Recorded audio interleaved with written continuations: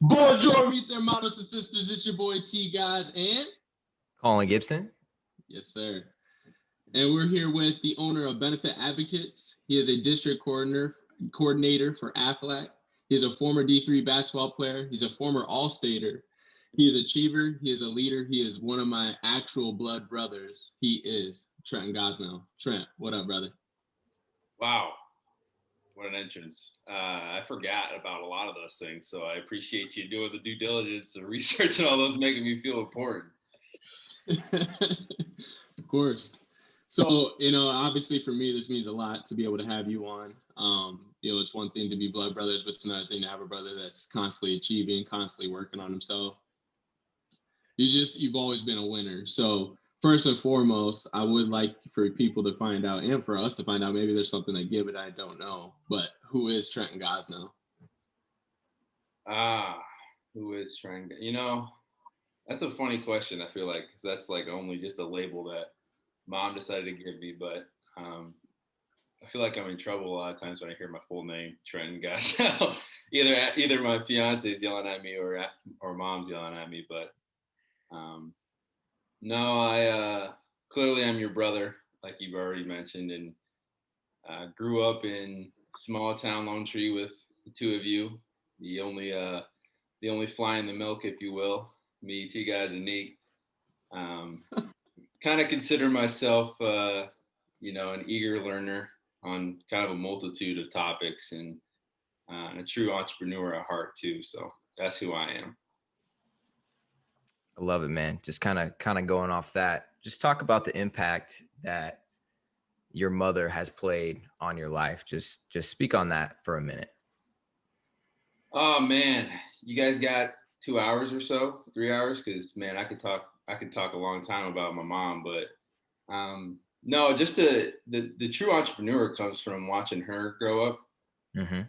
Three knucklehead boys in a house with no father figure, like just trying to raise three boys I can't even imagine how tough that is. I'm struggling with my new puppy that I just got, so imagining three boys who just kind of naughty, if you will. But just seeing her go through what I like to call the gauntlet, which is just going through it.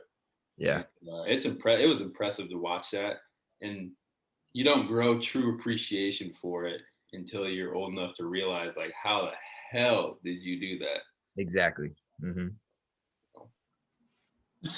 Yeah, I can't help but laugh, but yeah, to go off at this, just we're gonna. Okay, so for those of you that are listening, you made it this far. We're talking about Trent and the impact that our mom played on him, and we came from a single parent household. So, like Trent was saying there, neither one of us had a biological father that was really present our whole life. So, Trent, to go off that, because that could be something that they say we're supposed to be a statistic, right?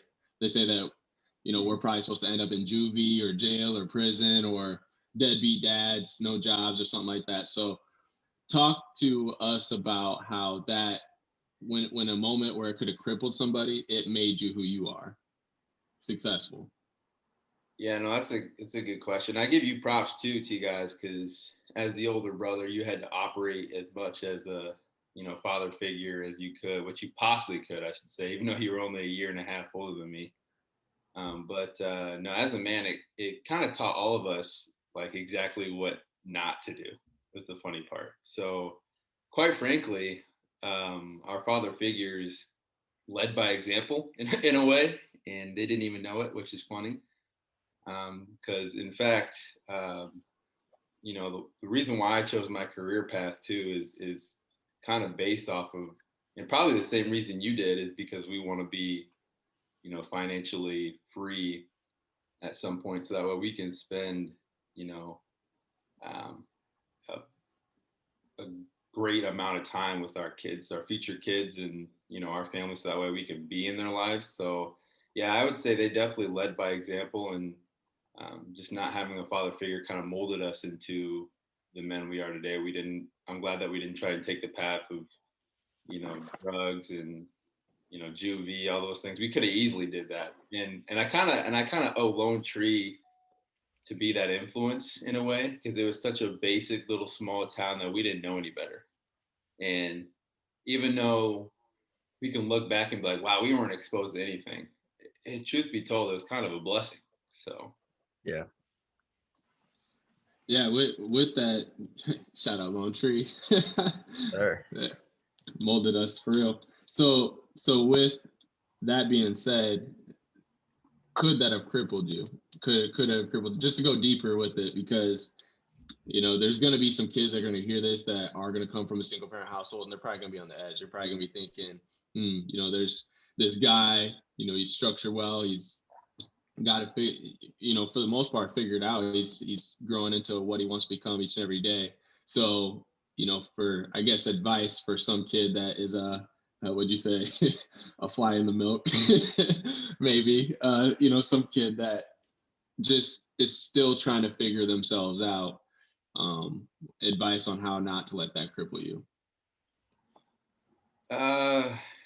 So you're kind of asking, like, being, I guess, in our situation of having a single parent and being, I guess, being Black or half Black, if you will. Is that kind of the question? Yeah, it could be that, and it could be so it could be a fly in the milk kind of thing from that kind of standpoint. So maybe you could talk on that. But then also, there's whites, Asians, Mexicans, different people that do come from even just a simple fact of coming from a single mom. They could have chose hell over high water, if they wanted to. So speaking on the sense of, because I'll just say for myself, yeah, I appreciate the props and all, and we each have been trying to figure out our own man and who we want to be. But I'd be lying if there wasn't times where it was an easy 50-50. Oh, do I go this route or do I make this decision? Kind of like in the cartoons, the little angel and devil on one shoulder. Which one do I pick? Which one sounds more fun, or which one's the right? So for you, giving advice to somebody who probably had your mindset growing up. Yeah, man, would you give? It's funny that you say that, because it's like we're in the middle of Black History Month too, so it all just flows together perfectly. But obviously 2020 was the year of the ages, man. It was crazy. We struggle amongst probably the craziest pandemic, and new presidency, continuing a fight of just racial injustice. And so that's why it's a unique question. And the younger me was kind of blind to a lot of the racism and social injustice, if we're being honest. And I've told probably you guys stories about all the things that has ever happened to me. But the sad truth is, if I were to give advice to the younger me, or somebody that's kind of similar in my shoes, I would actually be lying to them if I said, like, hey, look, little man, you don't have to worry one bit that, you're from a single family and that you're Black. And I don't state this to, like, for a pity party or anything like that. But I just like to say it has been extremely clear, just with the current social climate in America, and kind of a double-edged sword being a minority in today's world. And it kind of hit me hard too. And I don't know if you guys have ever heard of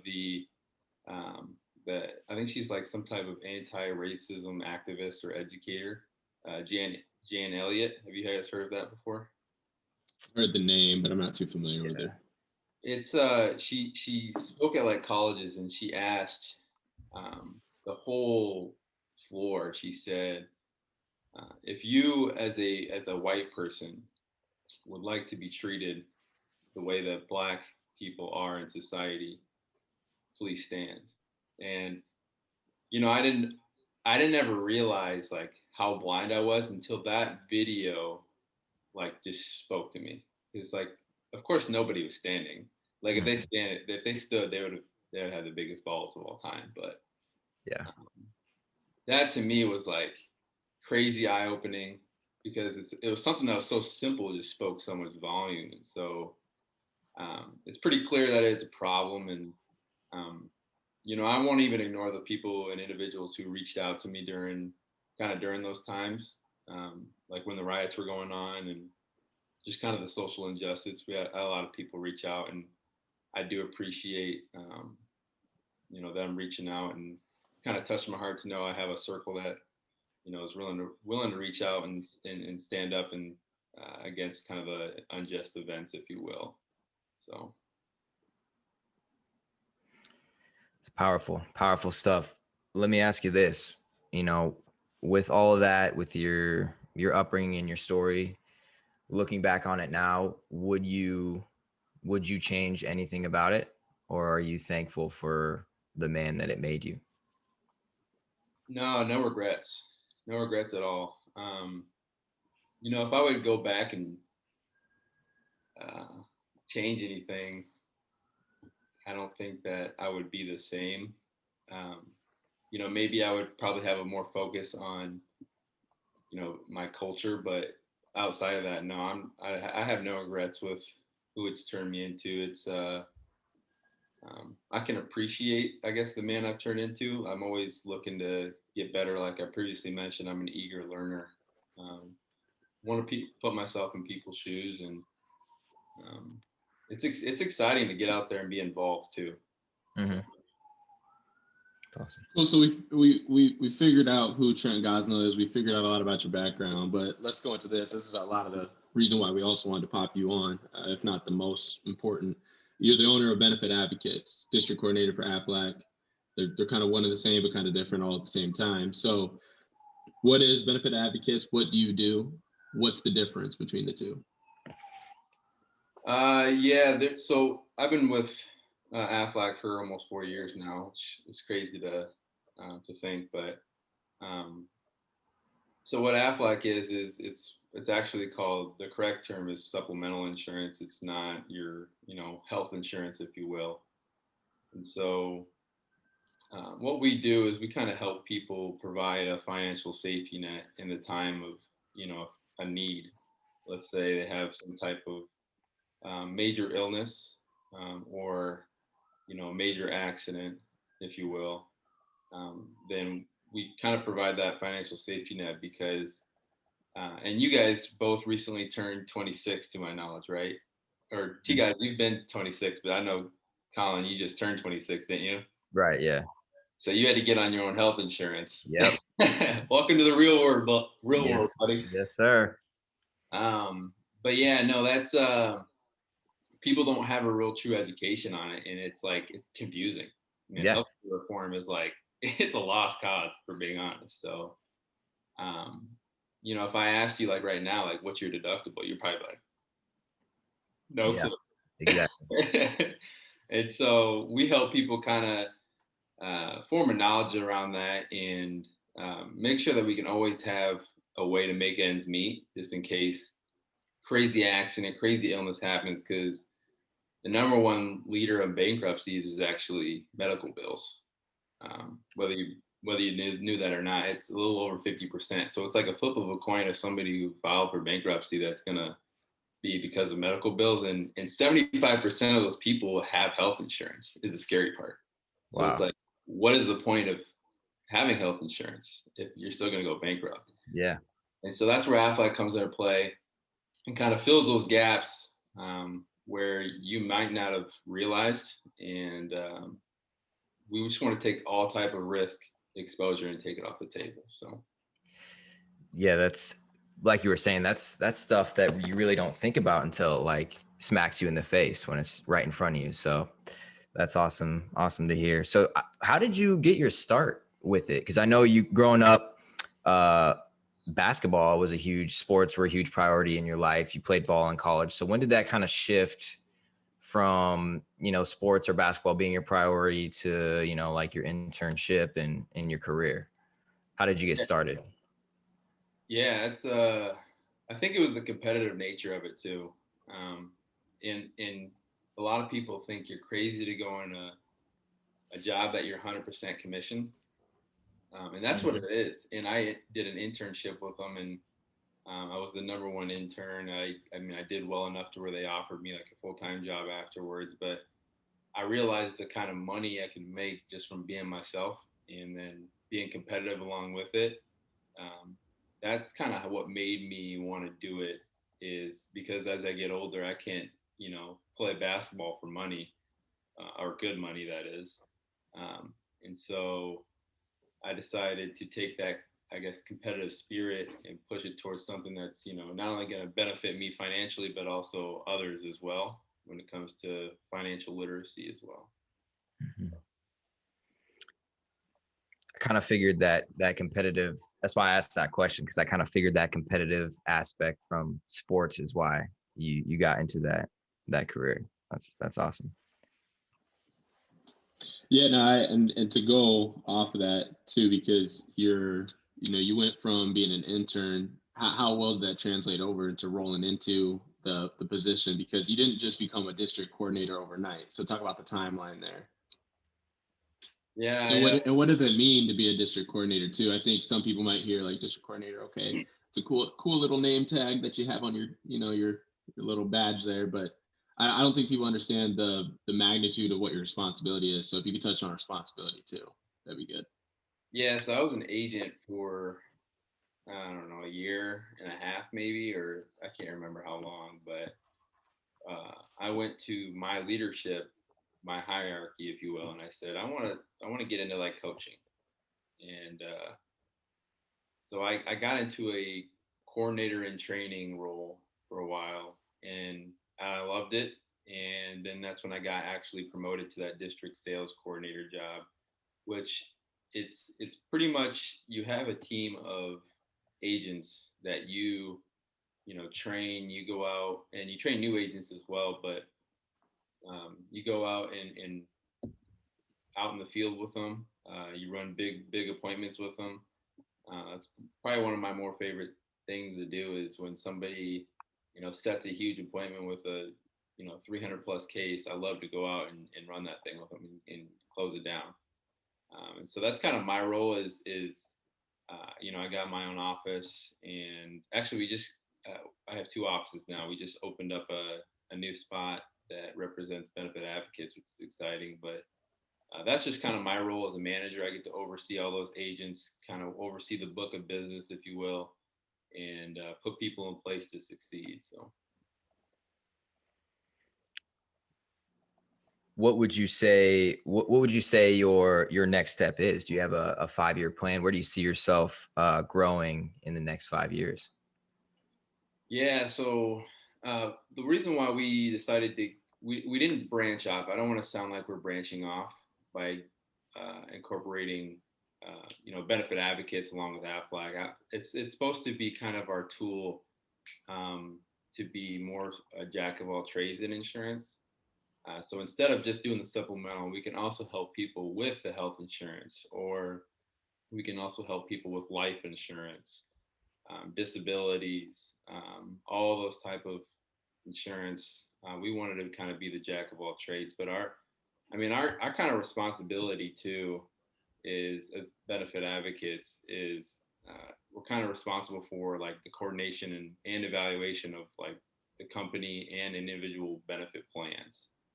And so what we try to do is help them like attract and retain like that top key talent employee. And because it costs a lot of money to hire employees. And so we want to do all we can to get them, and then at the same time keep them in the door as well. So currently I think our district works with about 500 companies, which is like it's a big book of business as far as 500 companies. But our 5-year plan is to essentially be able to be the one-stop shop for all those companies and individuals as well. And we chose the name Benefit Advocates because if you look it up in Google, it says like a good advocate is somebody that does their homework and follows through on what they're going to say and what they're doing. So. All right, so not to blow over that real quick. So for the people that are hearing Benefit Advocates, this is Trent's business amongst others that he's got working with him. But this is Trent's the owner. So with that being said, Benefit Advocates is benefit, and then advocates, ADVOKATES, Benefit Advocates. That's where we could find him. We can find him on Google. What? C as in cat. Yeah, C as in cat. What did I say, K? I think you said K. All right. Well, you don't have to spell to be on local standouts, apparently. But Benefit Advocates, ADVOCATES. No K. Benefit Advocates. Thank you. Anyways, yeah, the chat with a C. But anyway, Google, and then is there other social media platforms to find you? If we spell it the right way. Yeah, we don't have because we're in the very, very early stages of it, but we don't have a website quite yet, and it'll probably be a while until we get one. We don't really need one, which is kind of weird to say, only because it's as simple as just a phone call. If you do Google us and say benefit advocates like Des Moines, we'll pop up. We actually have our logo completed, and so it's pretty nice actually. A good friend of mine had made it, and we're pretty excited about it. But yeah, when we got on Google, that's when it felt like we were really official, if you will. So that's big time. I mean, everybody's Googling everything anymore. So yeah, that, for the correct spelling, please see Trent screen. Anyways, no, that's awesome. So, with you having that, benefit advocates and you being a district coordinator for Aflac, do you feel as though it's, when it comes to work ethic and time management, do you feel like it could be a struggle with everything that you have going on? How do you manage your time for people that would love to be in big leadership roles, for people that maybe are currently in a leadership role, but they haven't figured that out yet? How do you balance everything and a crazy dog as well? And you obviously have a fiance too. I'm going to say crazy fiance. Probably be more accurate. No, I'm joking. We'll cut that part. No, it's the balance is actually tough, but it's worth it. It's like you don't really have to focus that hard on trying to balance it all when it all just makes so much sense. And by that, I just mean they all work together in one way or another. So it's not like I'm taking a huge leap between the two. But I will say the Aflac coordinator side of it does take up most of my time. So it's hard to work on the benefit advocates part of it. And so my co-partner, Shane, actually helps out with a lot of those things as well. Shout out Shane Schaefer. He's been a good help with just kind of developing and kind of finding new ways that we can generate business. And a lot of people, honestly, when they open up a new business, they kind of go under their first couple of years, it seems.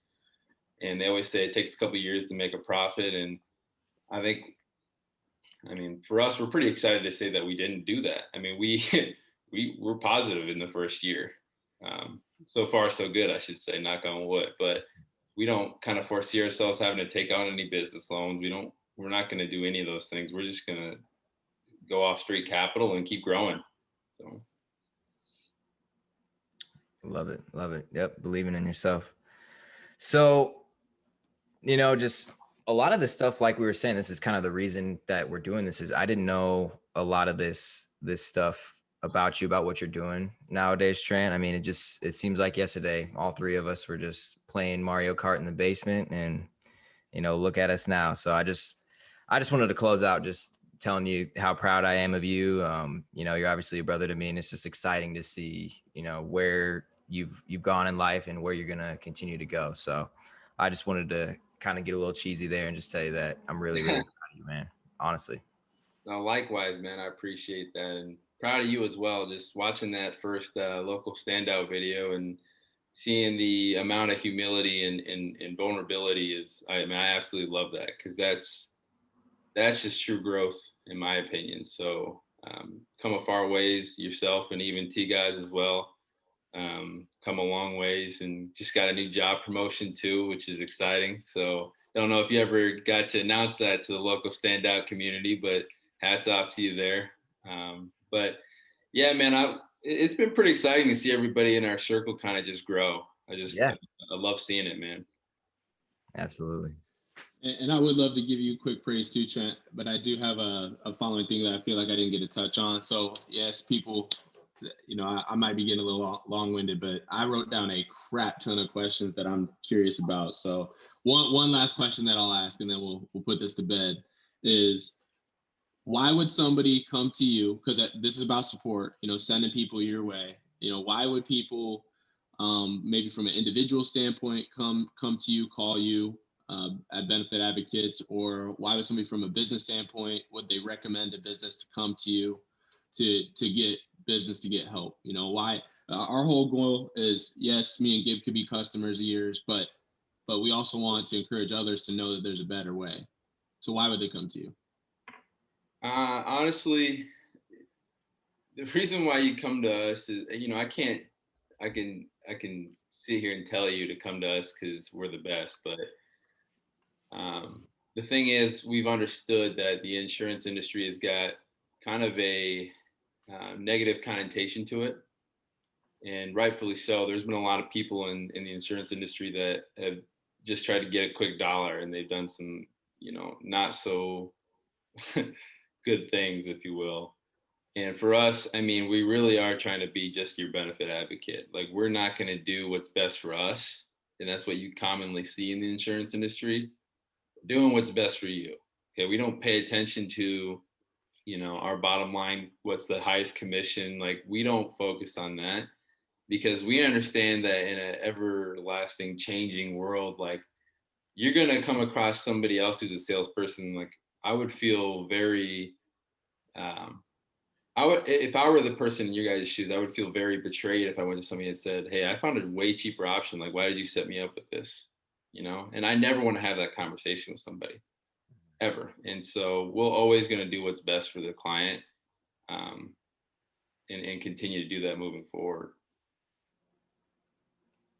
That's rock solid, and that's exactly what I definitely believe in. I definitely believe every word you're saying. It's not just a bias as my brother, but it's your stature, it's your charisma, it's everything about you. So appreciate that, guys. That's your next episode of Local Standouts with my brother, blood brother, Trenton Gosnell.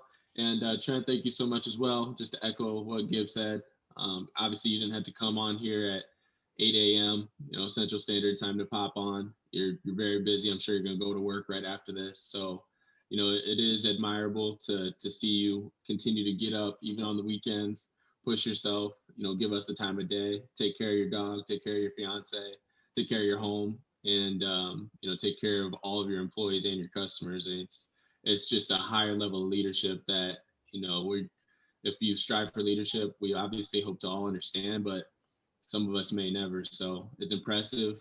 What you do is impeccable. And, you definitely deserve to hear all those things, regardless if it's coming from me or anybody. So appreciate you, bro. And Sure. Guys, that's it. That's putting this to an end. So much love. God bless. We'll see you guys next time. Peace.